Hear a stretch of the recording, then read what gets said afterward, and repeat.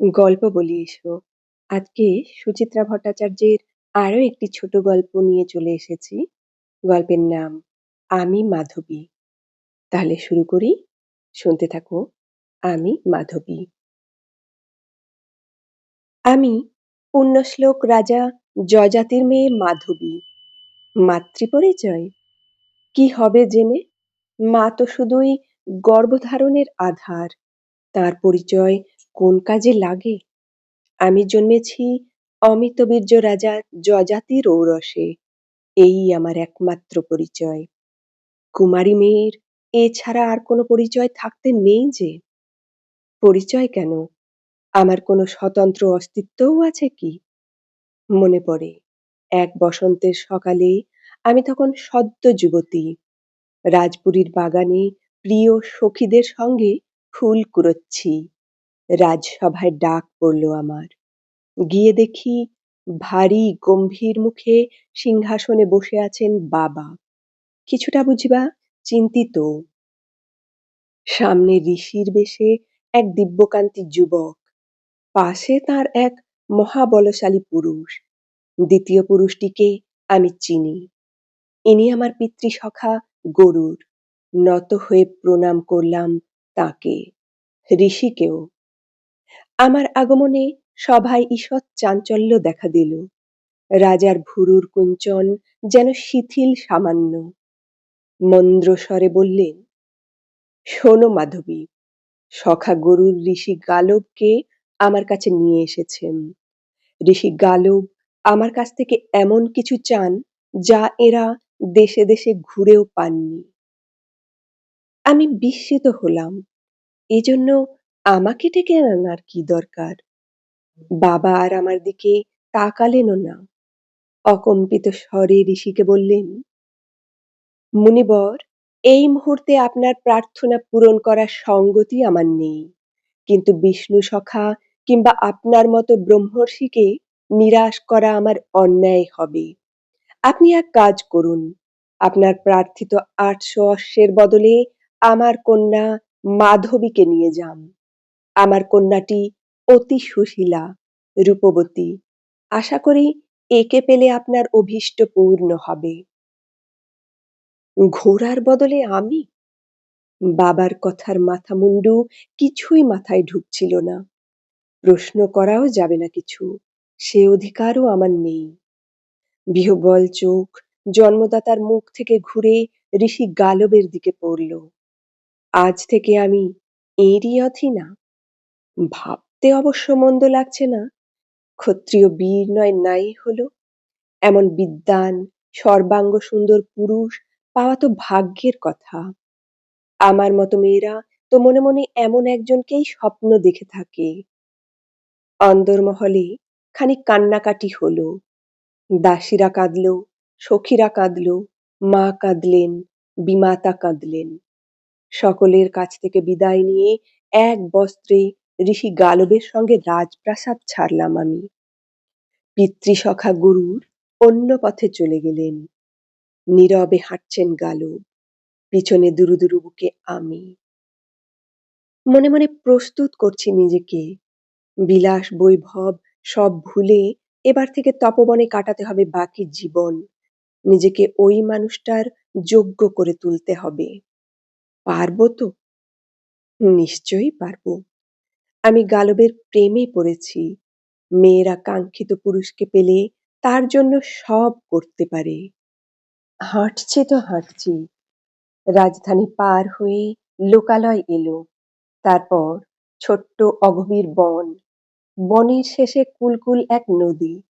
পথশ্রমে ক্লান্ত ঋষি নদীর কিনারে এক শিংসপা গাছের নিচে বসেছেন। একটু দূরত্ব রেখে সসংকোচে আমিও। পথের নীরবতা বৃক্ষছায়ায় অসহ্য লাগছিল। অথচ নিজে থেকে কথা বলার সাহসও হচ্ছে না।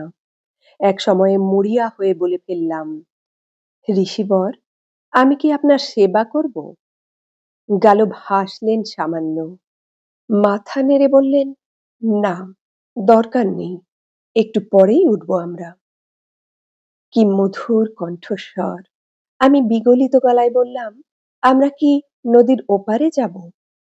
হ্যাঁ। আপনার আশ্রম কি এখান থেকে বহুদূর? হুম।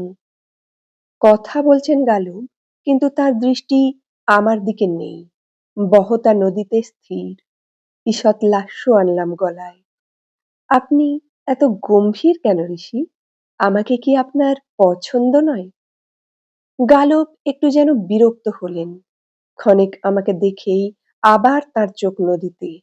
রুক্ষ স্বরে বললেন, শোনো যযাতির মেয়ে, এটা রঙ্গরসিকতার সময় নয়।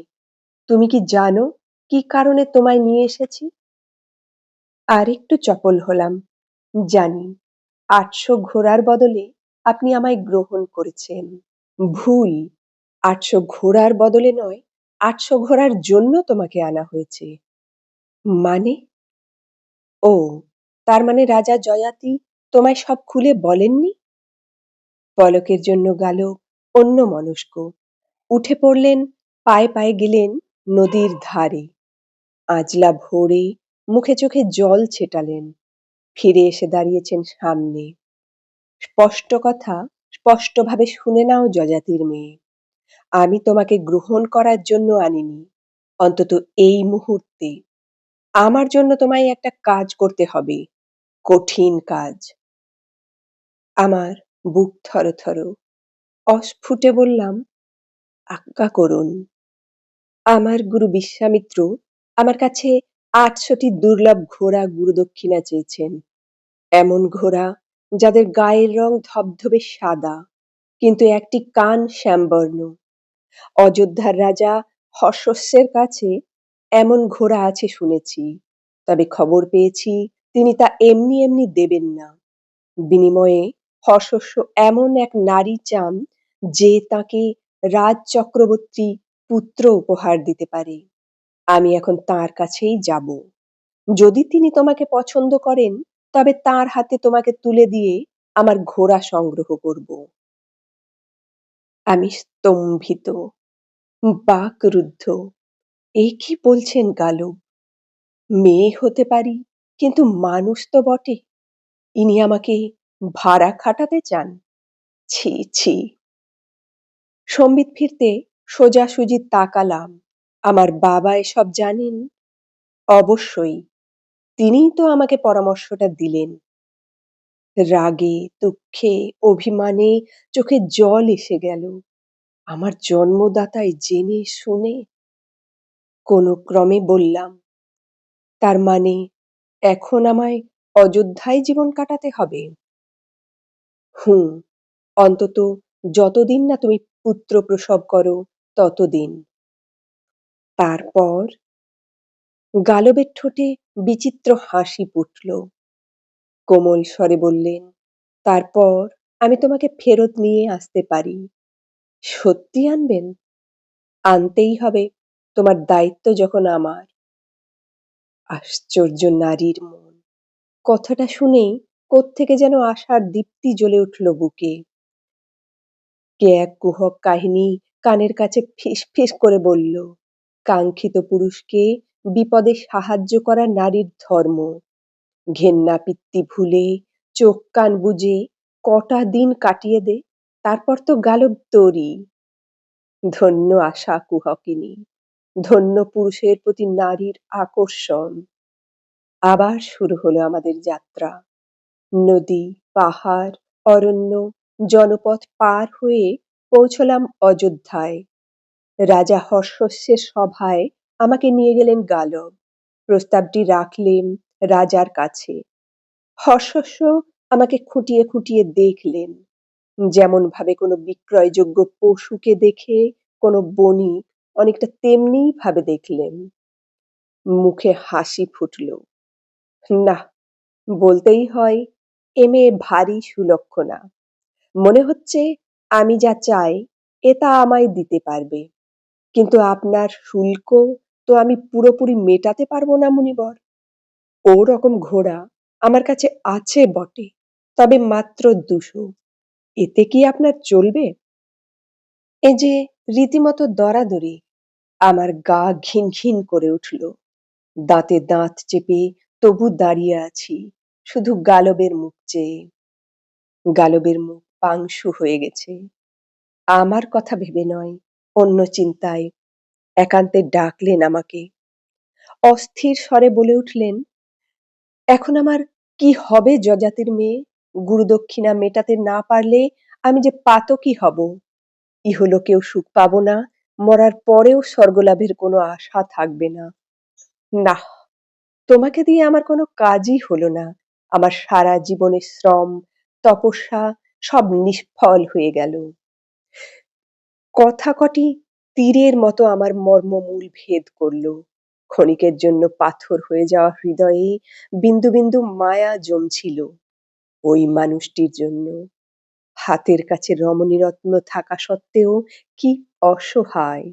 ইহলোক আর পরলোকের ভাবনায় কি কাতর! মনোকষ্ট মনে চেপে রেখেই বলে ফেললাম, এর তো সহজ সমাধান আছে ঋষি। আপনি ২০০ ঘোড়ার বদলেই এর কাছে আমাকে রেখে যান। ছেলে হতে তো বছরখানেক সময় লাগবেই। এর মধ্যে আপনি খোঁজ খবর করুন আর কোন কোন রাজার কাছে এমন ঘোড়া পাওয়া যায়। ভাড়া খাটাই যখন আমার মতো মেয়ে মানুষের নিয়তি, তখন না হয় আরো কটা রাজার সঙ্গে শোবো, আপনার প্রাপ্য ঘোড়া মিলে যাবে। প্রস্তাবটাই শ্লেষ ছিল আমার। ভেবেছিলাম বিদ্রূপের অভিঘাতে আহত হবেন ঋষি, হাঁ হাঁ করে উঠবেন। শুনেছিলাম ৭ পা একসঙ্গে হাঁটলে সঙ্গী নাকি বন্ধু হয়, সে যদি জঙ্গলের পশু হয় তবুও। ঋষি গালবের সঙ্গে এই কদিনে লক্ষ পা হেঁটেছি আমি। এক কণা দুর্বলতাও কি আমার জন্য জমেনি তার মনে? বন্ধুর মনোবেদনা বুঝতে পারবেন না? ঋষি কি এতই প্রজ্ঞাহীন? নাহ, গালবের মুখে যন্ত্রণার চিহ্ন মাত্র নেই, বরং উদ্ভাসিত হয়েছেন। পরক্ষণেই ম্লান আবার, কপালে ভাঁজ ফেলে বললেন, উপায়টা মন্দ বলনি, তবে এতেও সমস্যা আছে। আছে বুঝি? নেই? গালবের বিস্ময় যেন বাঁধ মানল না। তুমি তো রাজবংশের মেয়ে, জানো না রাজারা কুমারী মেয়ে পছন্দ করেন? এক রাজার সঙ্গে বছরভর কাটানোর পর অন্য কোনো রাজা তোমায় নেবেন?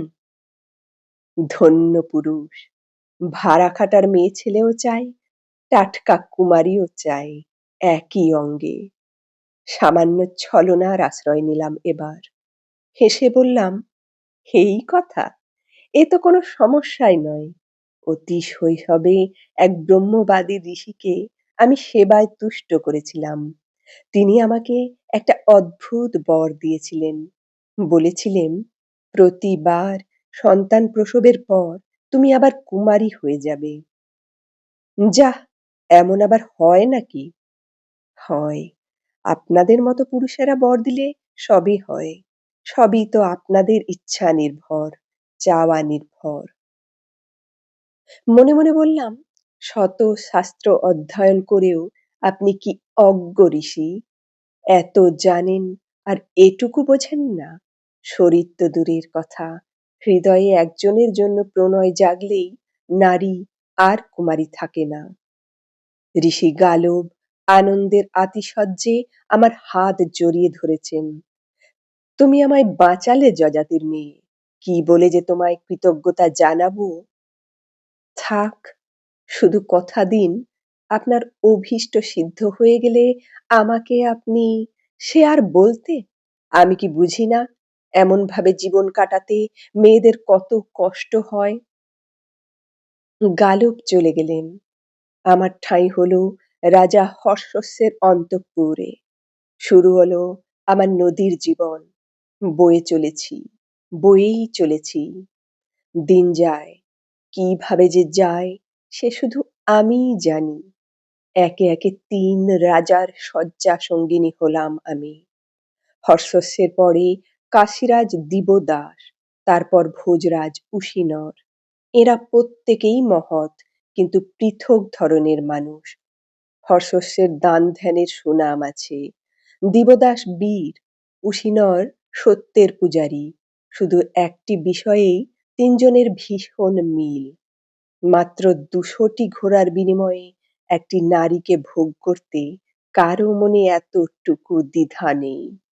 কে জানে, হয়তো এর মধ্যেও ধর্মের কোনো গূঢ় রহস্য লুকিয়ে আছে। সে যাই হোক, এদের কার্যসিদ্ধি হয়েছে। প্রকৃতির নিয়মে এদের প্রত্যেকের গৃহেই আমি গর্ভবতী হয়েছি। ৩ জনকেই উপহার দিয়েছি একটি করে পুত্র। হর্ষস্যের সঙ্গে বসুমনা, দিবদাসের প্রাসাদে প্রদর্তন, উশিনরের রাজপুরীতে শিবি। প্রতিটি জন্মের সংবাদই যথাসময়ে পৌঁছেছে আমার বাবার কানে। আশ্চর্য! তিনিও দৌহিত্র লাভ করে নাকি মোহিত। ৩ সন্তানকেই দুধমার কাছে ছেড়ে রেখে এসেছি আমি। প্রথমবার যখন অযোধ্যা থেকে গালব আমায় নিতে এলেন, বসুমনার জন্য আমার বুক ফেটে যাচ্ছিল। অতটুকু দুধের শিশু ফেলে কোন প্রাণে যাই? হর্ষস্যকে বললাম, ছেলে এখন আমার কাছে থাক, একটু বড় হলে ফিরিয়ে দিয়ে যাব। তিনি সম্মত হলেন না। তাঁর ছেলে অন্যের ঘরে প্রতিপালিত হবে? অসম্ভব। পশু-পাখির জগতে শিশু মায়ের, মানুষের জগতে নয়। আমার বুকের দুধ যন্ত্রণার পুঁজ হয়ে জমে গেল, শুকিয়ে মরে গেল। ৩ বার। উশিনরের প্রাসাদ থেকে বেরিয়ে গালবকে বললাম, এখনো তো আপনার ২০০ ঘোড়া সংগ্রহ বাকি, এবার কোথায়? গালবকে সেদিন একটু যেন বিমর্ষ দেখাচ্ছিল। হতাশ স্বরে বললেন, আমার চেষ্টা বোধহয় সফল হলো না। সমস্ত শ্রম আমার ব্যর্থ হয়ে গেল। গালবের শ্রম? হাসি পেল। তবু প্রশ্ন করলাম, কেন, কি হলো? মহা সমস্যায় পড়ে গেছি। কালই গরুর আমার কাছে এসেছিলেন। তিনি এক নতুন সংবাদ দিয়ে গেলেন। এই যে সব দুর্লভ অশ্ব, এসবই নাকি আগে মহর্ষি ঋচিকের ছিল। তিনি এদের পেয়েছিলেন বরুণালয়ে। তাঁর কন্যা সত্যবতীর বিয়ে সময়ে মহর্ষি ঋচিক কান্যকুব্জরাজ গাধিকে এরকম ১,০০০টি ঘোড়া যৌতুক দিয়েছিলেন। মহারাজ গাধি ঘোড়াগুলোকে নিজের কাছে রাখেননি, সবই তিনি ব্রাহ্মণদের দান করে দেন। সেই ব্রাহ্মণরা যখন ঘোড়া নিয়ে ফিরছিলেন, তখন হর্ষস্য, দিবদাস আর উশিনর তাদের কাছ থেকে ২০০টি করে ঘোড়া কিনে নিয়েছিলেন। বাকি ৪০০ পথে চুরি হয়ে যায়। অর্থাৎ এরকম ঘোড়া আর আমার পাওয়ার সম্ভাবনা নেই। গরুর অবশ্য বলছিলেন, তুমি এই ৬০০ ঘোড়াই গুরুদেব বিশ্বামিত্রকে দক্ষিণা দিয়ে দাও। তোমার অসুবিধের কথা খুলে বললে তিনি নিশ্চয়ই বুঝবেন। পলকের জন্য অন্তরে যেন মুক্তির স্বাদ পেলাম। উজ্জ্বল মুখে বললাম, বিষ্ণু সখা গরুর যা বলেছেন তাই করুন তবে। তা কি হয় যযাতির মেয়ে? গুরুদক্ষিণা পুরো না দিলে আমার শিক্ষা সম্পূর্ণ হয় কি করে? বলতে বলতে অপাঙ্গে আমার দিকে তাকালেন। একটা বুদ্ধি অবশ্য মাথায় এসেছে, জানি না তাতে লাভ হবে কিনা। কি? আমার গলা কেঁপে গেল। যদি অবশিষ্ট ঘোড়ার বদলে গুরুদেব তোমায় রাখেন? না না, এ বোধহয় হয় না। গুরুদেব হয়তো এতে আহত হতে পারেন। তিনি তো ঘোড়াই চেয়েছেন। স্ত্রীলোকে তিনি কি সন্তুষ্ট হবেন? ৩ রাজর্ষির সজ্জা আমাকে অনেক কিছুই শিখিয়েছে। মনে মনে বললাম, খুব হবেন। ঋষি হলেও তিনি পুরুষ তো বটে। গালব আমার হাত ধরলেন। আরেকবার আমার জন্য কষ্ট করবে যযাতির মেয়ে? এই শেষবার। চোখে জল এসে গেল। সামলে নিয়ে বললাম, চলুন। তবে তাই চলো, যদি তিনি করুণা পরবশ হয়ে। নির্দয় পুরুষ অপরের করুণা চায়, সে করুণার প্রকৃতি বা কি রকম? না ঘোড়ার বদলে সুন্দরী ভোগ করে অপরজনটি তৃপ্ত হবেন কি হবেন না? আমার ধারণাই মিলে গেল। এক ঝলক আমাকে দেখা মাত্রই ঋষি বিশ্বামিত্রের কাম জ্বর এসে গেল। গদগদ গলায় বললেন, তুই কি আহাম্মক রে গালব? এমন একটা মেয়ে ছেলে তোর হাতে আছে, অথচ তাকে আগে আমার কাছে আনিসনি। থাকি তো বনে বাদারে, ঘোড়া আমার কি কম্মে লাগবে। নেহাত গুরুদক্ষিণা দেব বলে বায়না জুড়েছিলি, তাই তোকে পরীক্ষা করবার জন্যে।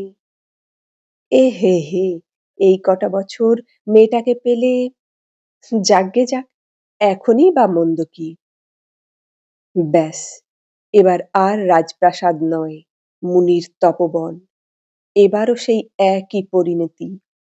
তিন রাজার মতো আমাকে ছিঁড়ে খুঁড়ে একসা করলেন ঋষিবর। ফলত আর একটি ছেলে, অষ্টক। ছেলে জন্মাতেই ঋষির কামজ্বর উধাও। বুঝিবা পরম ব্রহ্মের কথা মনে পড়ে গেল। তুচ্ছ মানবীতে কতদিন আর আটকে থাকতে পারেন সাধু সন্ন্যাসীরা।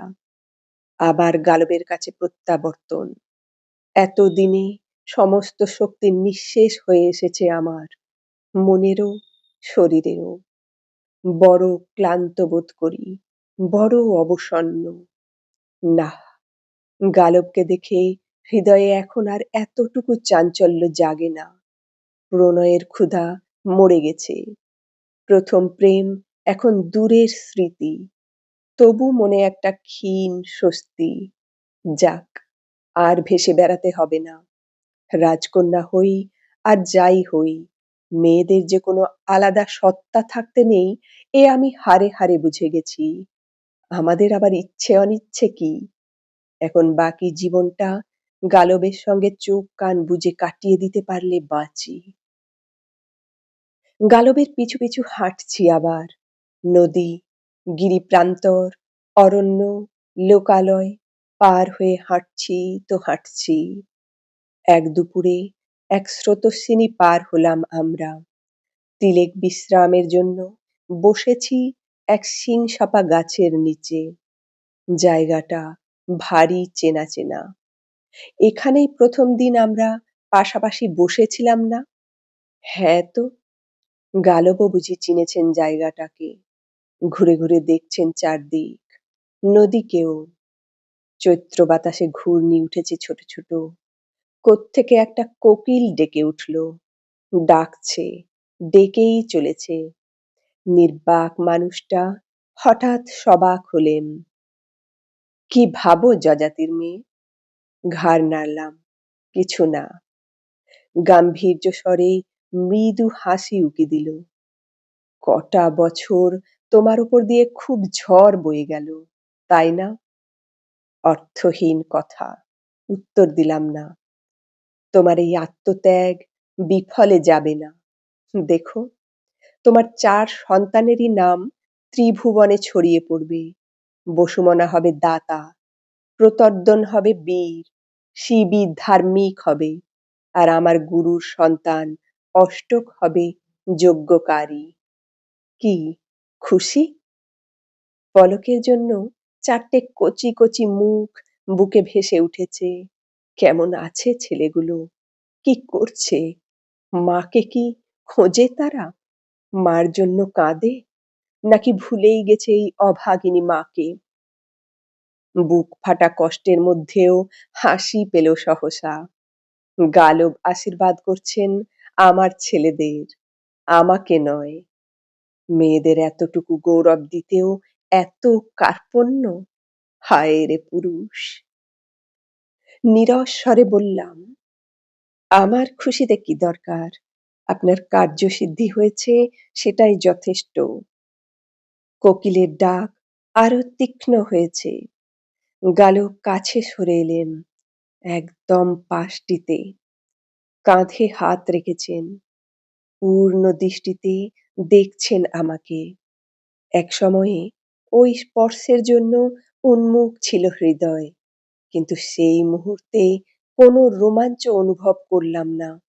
অথচ ওই দৃষ্টি আমার চেনা, ওই স্পর্শের ভাষাও। শুকনো গলায় বললাম, সংযত হন ঋষি। কেন? এখানে নয়, এভাবে নয়। কেন? এই জায়গাটা কি দোষ করলো? গালব সবলে আলিঙ্গনে বেঁধে ফেললেন আমাকে। কানে কানে ফিস ফিস করে বললেন, এ তো অতি মনোরম স্থান। নদী, গাছ, প্রকৃতি, তুমি আর আমি। মনে নেই? এখানেই একদিন তুমি আমার সেবা করতে চেয়েছিলে। আজ তোমার জীবনে সেই সৌভাগ্য এসেছে। শুভ লগ্ন বয়ে যেতে দিও না। হঠাৎ কেমন গা গুলিয়ে উঠল। এত বিবমিষা আগে কখনো জাগেনি। ৩ রাজার সঙ্গে শুয়েও নয়, বিশ্বামিত্রের অঙ্কশায়িনী হয়েও নয়। রূঢ়ভাবে বললাম, এত তাড়াহুড়োর কি আছে? আর তো কারো কাছে আমাকে পাঠানোর নেই। চলুন আপনার আশ্রমে যাই। সেখানে নয় সারা জীবন ধরে আমাকে যত খুশি।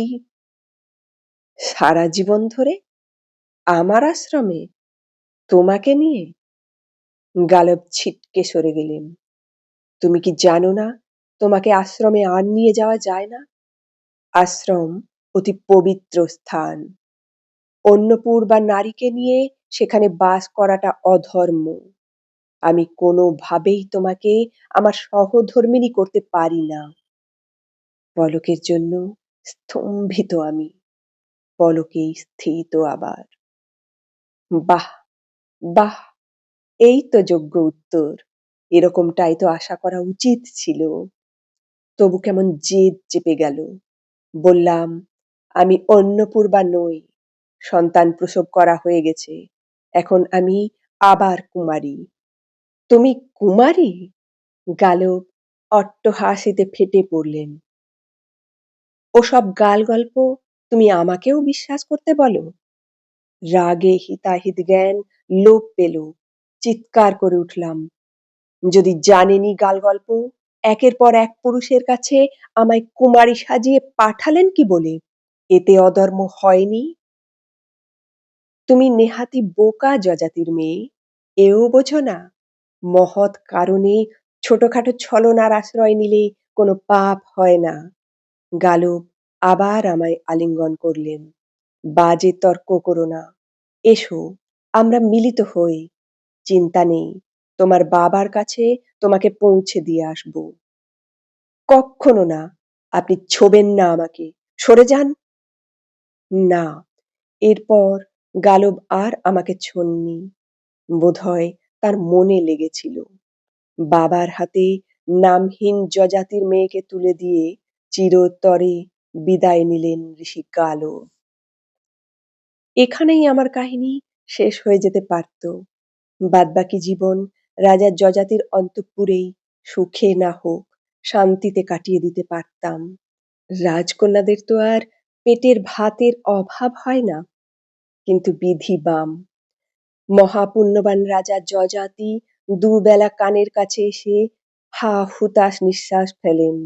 ঘরে অবিবাহিতা মেয়ে রয়েছে বলে তার নাকি রাতে ঘুম হয় না। আরো দুঃখ, মেয়েটা পতিহীন থাকলে মরার পরে স্বর্গে তার নাকি ঠাঁই হবে না। অতএব মেয়েকে পাত্রস্থ করতেই হবে। ওদিকে মনে আবার সংকোচও আছে। 4টে বাচ্চা হওয়া মেয়ের বিয়ে দিতে চাইলে অন্য রাজারা হাসাহাসি না করে। অনেক ভেবেচিন্তে 5 ছেলের সঙ্গে পরামর্শ করতে বসলেন রাজা। শেষ পর্যন্ত নিজেরা নিজেরা একটা উপায়ও বার করে ফেললেন। আমাকে ডেকে হুকুম জারি করা হলো, প্রস্তুত হও, তোমার স্বয়ম্বর সভার আয়োজন করা হয়েছে। আঁতকে উঠে আপত্তি জানাতে গেলাম, কেউ কর্ণপাত করল না।